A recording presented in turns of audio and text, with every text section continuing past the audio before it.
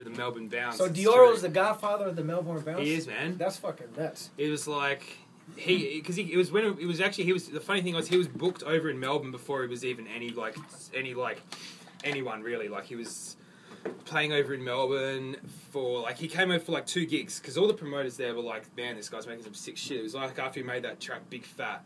Okay. And it was like it was on that tip. It was kind of like I've never actually asked him how he actually he came across the Melbourne thing, if it was just like by chance. And he's from LA. Yeah, he's from LA. I think he's in Ibiza at the moment, but yeah, he lives like he's not on this side. He's like down further down, I think. Yeah. But yeah, he's probably the one to blame I for would have never guessed it because I remember when we were kicking it with you guys at that one spot at the Rock or something in Miami for WMC. Yeah, that's right. That's the Will Sparks party. Stafford Brothers. Yeah.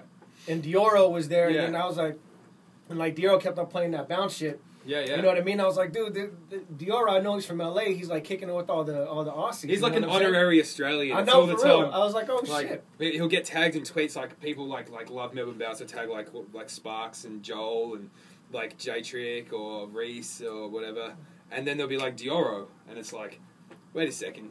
He's not Australian, but everyone sees it because he was like the guy that he was. I reckon like he'd probably be responsible for not like starting the early roots of it. Like that was definitely Melbourne, and there was a couple guys that were like responsible for that, like Orchestrated, Callis, Dean Dell, like Boj, fucking Heath Renata. You probably not me. I'm not even from Melbourne. Well, shit, you could produce some. I was like, I'm sort of like probably similar to Dioro. Like I heard elements of the sound and was kind of like, man, this shit's fucking cool. I want to do my own spin on it, you know, and just like kind of like did it like that. But it was when Dioro came over. It was funny. I played I think that was my first ever gig in Melbourne. When my first ever interstate gig was like It was a couple of weeks, I think, after Dioro did his first trip there, and like everyone was just like, "Man, this Dioro guy came here last week," and everyone's like heard his shit. Did and they think it was Australian? No, man. I'm pretty sure they knew it was from LA, but they're just like this guy's like. It's just like I don't know. It's just creative shit, and he just sort of infused just like a different take, the Melbourne like sort of techno beat. Like it's like a techno beat. That's like where it's come from. You know, that's that deep bass underneath a nice, bouncy kick.